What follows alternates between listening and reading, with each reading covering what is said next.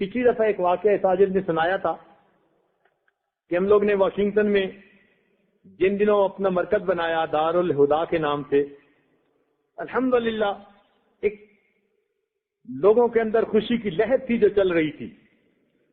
Final payment کرنی تھی، لوگ خود بخود آ کے پیسہ اکٹھا کر رہے تھے. چونکہ $2.5 ملین کی وہ عمارت تھی جو کالج تھا، اس کو خرید کے مسجد مدرسہ اور اس میں کنورٹ کیا گیا.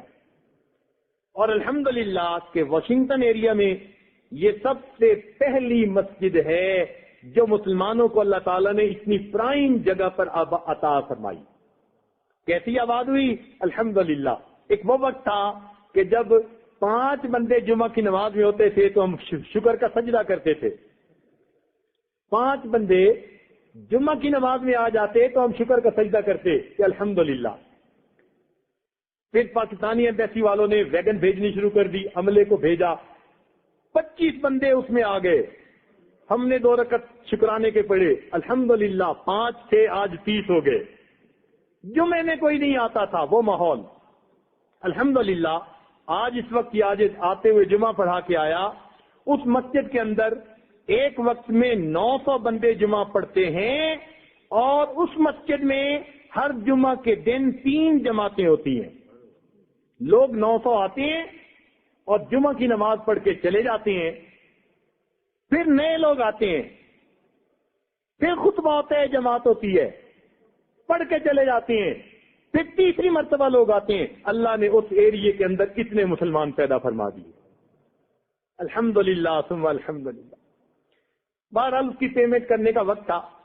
ایک صاحب آئے، کہنے لگے حضرت بس میرا ذرا پردہ رکھ لینا، میں دے نہیں سکتا. لوگ مجھے بھی آ کے پوچھیں گے، میں ان کو کہہ دوں گا کہ میں نے حضرت سے بات کر لی ہے، یعنی وہ سمجھیں گے کہ اس نے پیمنٹ کروا دی. ہم نے کہا بہت اچھا، خرچ کرنے میں تو طیب نفس کی بات ہے، دل کی خوشی. جو دل کی خوشی سے خرچ کرے تو وہ پیسہ ہے جو برکت والا ہے، ورنہ اس میں برکت ہی نہیں ہوتی. ہم نے کہا بہت اچھا. اب اس نے لوگوں کو یہی کہہ دیا، جی آپ نے کتنی ڈونیشن، آپ نے کتنی ڈونیشن. تو دوستوں میں بیٹھ کے پھر اونچی باتیں کرتے ہیں نا، اور جی میں نے بھی ڈونیشن، بس میں نے حضرت صاحب سے بات کر لی ہے. یعنی ایسی بات کی کہ اس نے کوئی بڑی اماؤنٹ جا کے دلوا دی ہے. ہم بھی خاموش ہے کہ اگر کسی کا پردہ رہے تو بہت اچھا. کسی نے پوچھا بھی صحیح کہ جی فلاں نے کتنے پیسے دیے. ہم نے کہا بھائی اس نے بھی آ کے اپنی بات کر دی. لوگ مطمئن ہو گئے. اللہ تعالیٰ کی شان کہ جو کہنے لگا کہ میری حالت ہے کہ میں $10 بھی مسجد کے لیے نہیں دے سکتا، میرا پردہ رکھ لینا. ہم نے کہا بہت اچھا، پردہ رکھ لیا. ایک ہفتے کے بعد ایک نوجوان آیا، بیت ہوا، اس نے توبہ کی. کہنے لگا بس میں نے آج سچی توبہ کر لی حضرت، میں بڑا برا. ابھی لتا منگیشکر آئی ہوئی تھی اور اس کا جو ہے کنسرٹ تھا اور لوگ اس پہ گئے ہوئے تھے.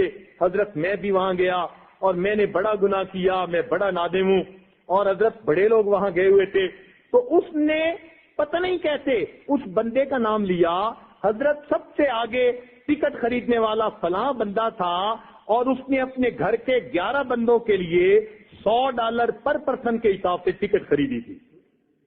حیران رہ گئے کہ جو بندہ آ کے کمٹمنٹ دے رہا ہے کہ میں $10 مسجد کے لیے نہیں خرچ کر سکتا، وہ کسی کا گانا سننے کے لیے گھر کے 11 افراد کے لیے $100 کے حساب سے $1100 کی ٹکٹ وہاں خرید رہا ہے. اس دن یہ بات سمجھ میں آئی کہ واقعی مال اللہ تعالیٰ اگر دیتا ہے حلال کا تو پھر اس کو خیر کے راستے میں خرچ کرنے کی توفیق دیتا ہے. جب حلال کا ہوتا نہیں تو خیر پر خرچ کرنے کی توفیق ہی نہیں ہوتی. مسجد کے لیے $10 کی توفیق نہیں تھی اس بندے کو. تو واقعی بات ٹھیک ہے.